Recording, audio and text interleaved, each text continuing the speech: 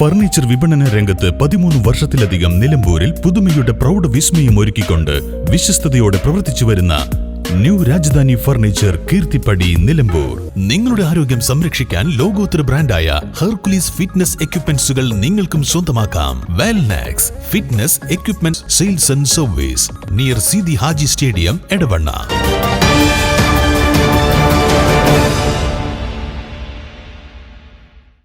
തിങ്കളാഴ്ച രാത്രിയിലുണ്ടായ ശക്തമായ കാറ്റിൽ വഴിക്കടവ് പൂവത്തിപ്പൊയിലിൽ വ്യാപകമായ കൃഷിനാശം.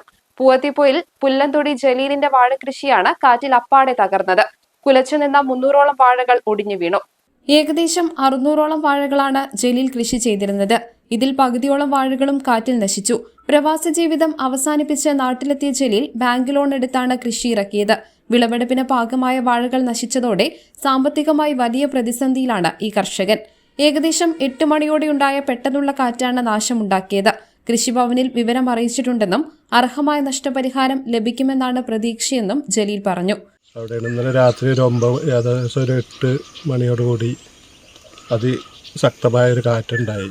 അതിൽ വാഴ കുലച്ച് പകുതി മൂപ്പായ വാഴയാണ്. അത് കംപ്ലീറ്റ് പോയി. ഇത് ലോൺ എടുത്ത് ചെയ്യുകയാണ്. ഇപ്പോൾ സാമ്പത്തികമായിട്ട് ഭയങ്കര നഷ്ടം പറ്റിയിരിക്കുന്നത്. പ്രവാസിൻ്റെ ലോൺ എടുത്തിട്ടാണ് ചെയ്യുന്നത്. പ്രവാസം നിർത്തി വന്ന് കൃഷിക്ക് ഇറങ്ങിയതാണ്. എത്ര വാഴയാണ് മൊത്തം ഉണ്ടായിരുന്നത്? ഇത് 600 വാഴയുണ്ട്. അതിൽ 3% നാശമായി. News bureau, Vazhikkadavu.